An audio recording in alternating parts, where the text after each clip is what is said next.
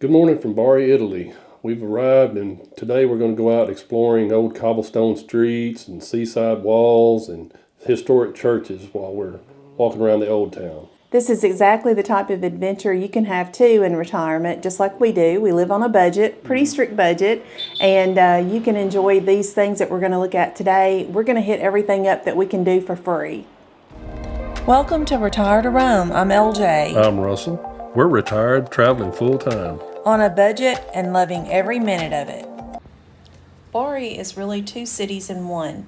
There's the modern shopping district, and then there's the winding medieval streets of Bari Vecchia, where locals still make pasta right outside their front doors. The city is a historic port city on the Adriatic Sea that many travelers pass through on their way to somewhere else.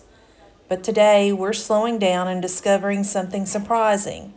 You can spend an entire day exploring the city's biggest attractions without ever opening your wallet.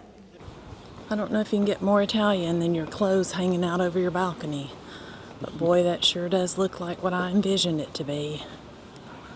All right, behind us is one of the most famous landmarks here in Bari, Italy, and I'm going to let Russell say the name of it. It's Tetro Petrozilli. Petrozilli. Say that 3 times fast. But it's a beautiful building. So like we said, this is the largest theater in southern Italy. It first opened in 1903 and became one of the country's most famous opera houses. But in 1991, a huge fire destroyed the entire building.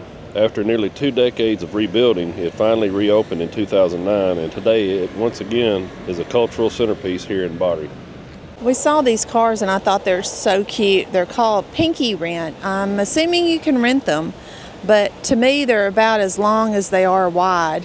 They're apparently smaller, or look smaller to me, than even the smart cars that we're used to in the States, so very cute. Right behind us is the beautiful Theater Margherita. It opened in 1914 and was actually built on concrete pillars right over the water because city laws at the time would not allow new buildings on the old walls.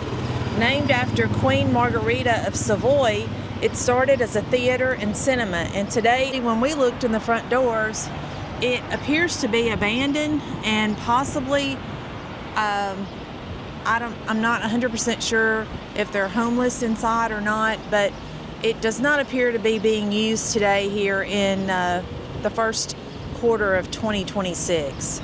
Right next to the Margherita Theater in Bari is the old harbor of Bari, where local fishermen and sailboats still dock today.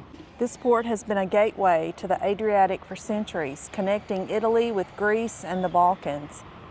During World War II, the harbor was heavily bombed, sinking dozens of ships, but it was rebuilt and remains one of the busiest ports in southern Italy. Speaking of sinking boats, we've seen several of them that are underwater here in the harbor. Old boats. You can see right here.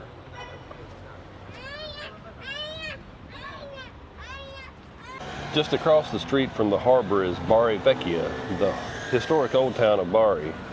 Some of the must-see spots here include the famous Basilica di San Nicola, where the relics of St. Nicholas are kept, the beautiful Bari Cathedral, and the medieval fortress Castello Normanno-Svevo. And as you wander these narrow streets, you'll probably see local grandmothers making fresh oricati pasta right outside their homes. Okay, so behind us, I'm going to try and get this name right. I'm going to look at it.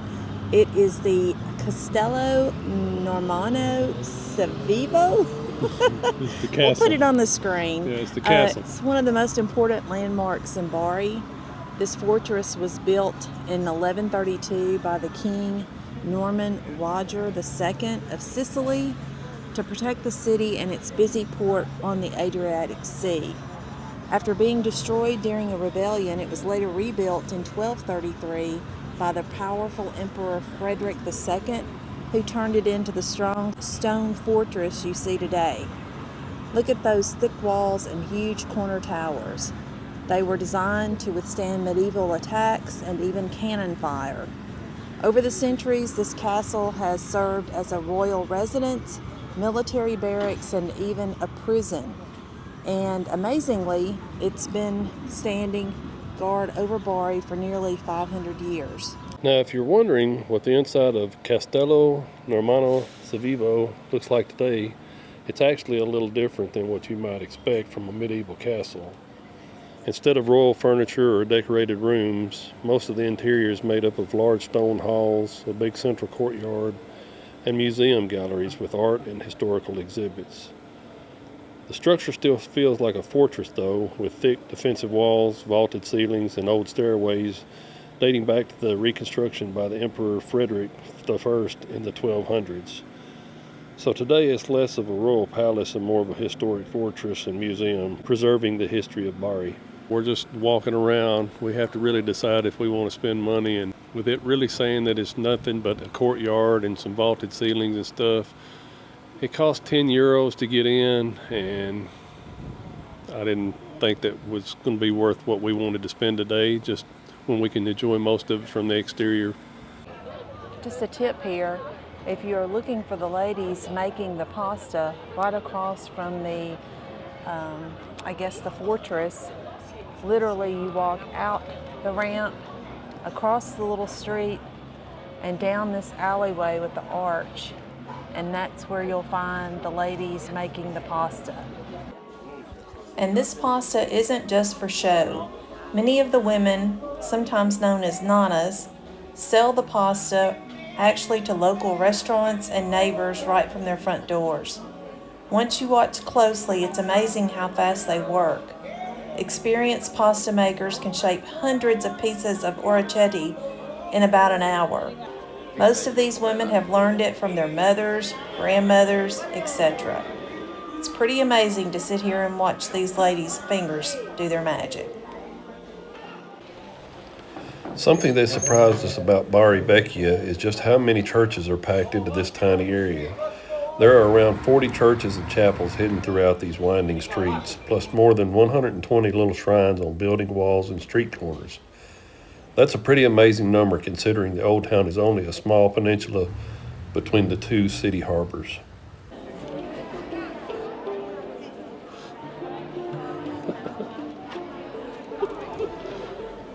Ciao bella, ciao bella.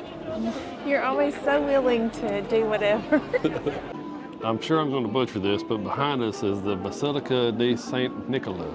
It was built in the late 1000s, and it's famous for Saint Nicola, which inspired the, the history of what we know as Santa Claus or Saint Nicholas.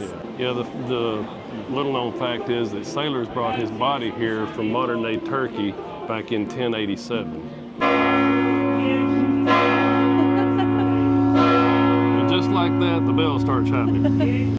Today, this church serves as one of the most important and visited pilgrimage sites in Italy. Both Catholics and Orthodox Christians come here to, honor or pay respects to the saint for who was well known for generosity and for protecting travelers.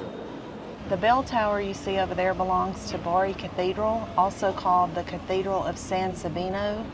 It was built in the 1200s on top of the ruins of an earlier Byzantine church destroyed by invaders, and today it's one of the most important Romanesque churches in Bari. An interesting little known fact is that on certain days of the year, sunlight passes through a rose window in the cathedral and perfectly lines up with a mosaic on the floor inside, something medieval builders designed intentionally.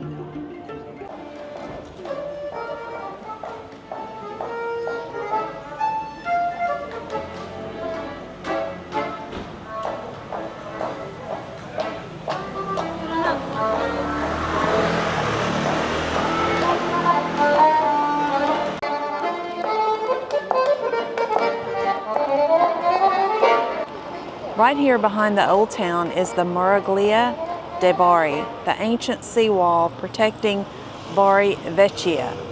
These walls date back to the Middle Ages and were built to defend the city from attacks coming across the Adriatic. And pirates were a real problem here, especially during the 1500s when Ottoman and Mediterranean raiders targeted coastal towns like Bari. Guards once stood watch along this very wall looking for ships on the horizon. Today, instead of pirates, you'll find locals walking, fishing, and enjoying one of the best sea views in the city. So I'm going to show you how steep some of these steps are here in Italy.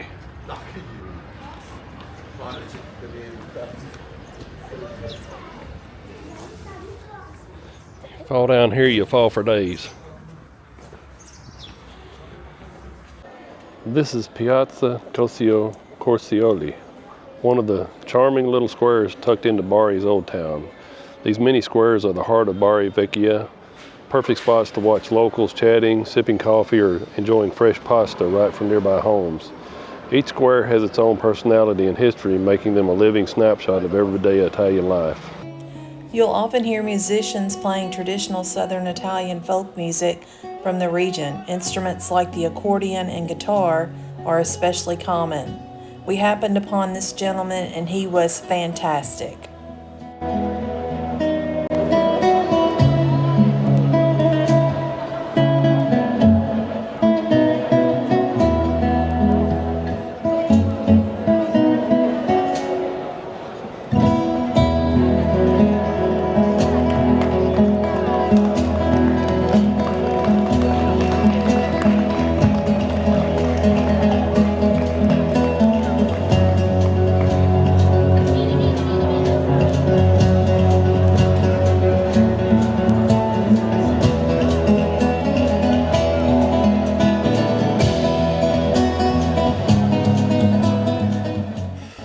So that was our day of exploring. If you're planning a visit to Bari, remember, you don't have to spend a lot of money to have a great day here. Some of the best experiences are simply wandering the streets of Bari Vecchia and taking it all in. Stay tuned. In our next video, we're going to show you some of the food we found here. If you've not already, we'd love for you to hit that like and subscribe button. Thanks for joining us. Have a blessed day, and as always, safe travels.